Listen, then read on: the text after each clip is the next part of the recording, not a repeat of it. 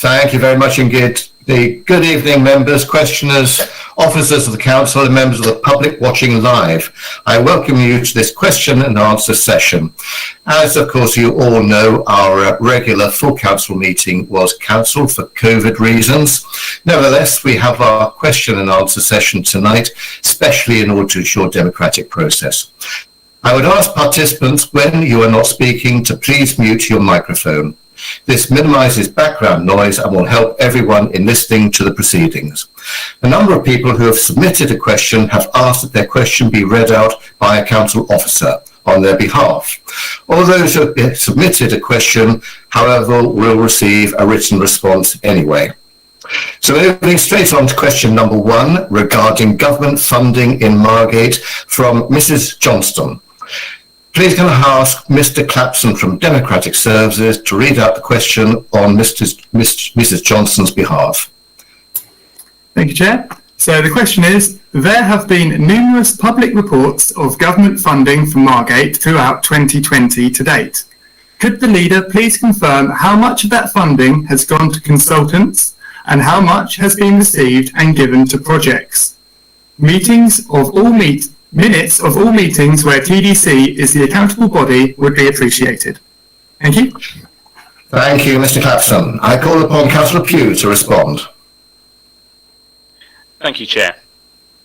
The Margate Town Deal is the only funding programme specifically for Margate. The Council is the accountable body for this programme, and there is a significant amount of information available on the Margate Town Deal web pages, www.margatetowndeal.co.uk. This includes minutes of meetings, the decision-making process, how the town investment plan was developed, amongst other information. The council was originally allocated £162,019 capacity funding. This was to set up the Town Deal Board and facilitate the development of a town investment plan, including engaging specialist consultancy services. The council then bid for further capacity funding and received £70,000. The capacity funding is aimed at the development of the strategic plan and to support the development of business cases. So far, £143,291 of funding has been used to support this work, with a further £48,000 being commissioned. This is to ensure the council, Town Deal Board and project sponsors and delivery partners have the specialist advice and expertise required to deliver information needed from the Ministry of Housing, Communities and Local Government. The capacity funding was not to deliver projects. The allocation of up to £22.2 million is for the final development and delivery of projects. This capital funding will be allocated once the business cases have been completed and summary documents sent to central government for sign-off. Margate was allocated £750,000 as a town deal area for a town centre capital project. The council was about to let a contract for works on 51 to 57 High Street, Margate. The works include the replacement of the roof, ensuring the building is watertight, protecting it from further deterioration, and the strip out of the internal materials and fittings that will enable access to the asbestos-containing materials that require removal. The council also received funding for reopening High Street safely to the value of £126,456. This was spent across 6 areas in Thanet, not just Margate, on specific activities. Thank you very much indeed, Councillor Pugh. Question number 2 regarding the Garlinge Pavilion from Miss Edwards. Please can I call upon Mr. Clapson again to read out the question on Miss Edwards' behalf. Mr. Clapson. Thank you, Chair. So this one is, Garlinge Residents Association would like to have a meeting to discuss the Garlinge Pavilion, which is on the asset list. They have contacted the council with no replies or answers about making this into a community centre to bring all Garlinge residents together and have a community space which we can use and be proud of. Thank you. Thank you, Mr. Clapson. I call again on Councillor Pugh to respond. Councillor Pugh. Thank you, Chair. The Garlinge Pavilion on Caxton Road is a small sports pavilion comprising of 8 changing cubicles, toilets, showers and a referee's office. There would not be sufficient space for a community centre. This property also requires further work and research into its occupancy before it would be ready and suitable for viewings or a transfer. However, once this work has taken place, we can get back in touch with ward councillors and community groups. Thank you again, Councillor Pugh. Moving then on to question number 3 regarding an environmental forum from Ms. Pardo. Please can I again ask Mr. Clapson to read out the question on Ms. Pardo's behalf. Mr. Clapson. Thank you. So, following the last IPCC report, it has become even clearer that climate change is a threat we must tackle now. There are many environmental groups currently working in Thanet, i.e. Thanet XR, Thanet Friends of the Earth, Rise Up Clean Up, among others. Would it be possible to create an environmental forum in which all groups of the council can work together on future environmental changes, ideas to tackle future threats, educational resources, etc.? Thank you. Thank you, Mr. Clapson. I call upon Councillor Cook to respond. Councillor Cook. Thank you, Chair, and thank you for this question. This administration takes climate change seriously, and we recognise that there are groups in the community working on environmental issues that have a wealth of knowledge and skills. We want to work more closely with them in the future. An environmental forum is an excellent idea and is something that TDC aspires to. However, at present, we do not have the resources to start, run and manage a full forum. Instead, we hope to invite a couple of members from each environmental group to an initial meeting in order to start a discussion and share knowledge and ideas, and we hope to do this before Christmas. In the meantime, we have a number of officers whose role is to work with the community: a biodiversity and horticulture officer, litter education officer, coastal birds officer, and a Thanet Coast projects officer. All of these are on hand to advise community groups in environmental action. We have also employed a home energy officer who can assist with reducing home energy costs and emissions. For educational resources, please see our website pages where you can find information on what climate change is and what you can do to help.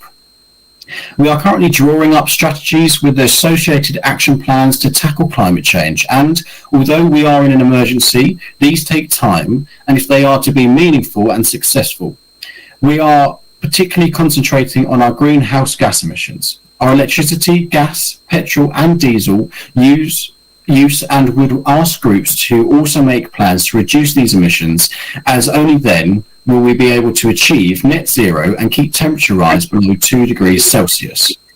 We are also taking practical action as quickly as possible, such as changing to renewable electricity contracts when they come up for renewal and changing the routes of our vehicles to reduce diesel use.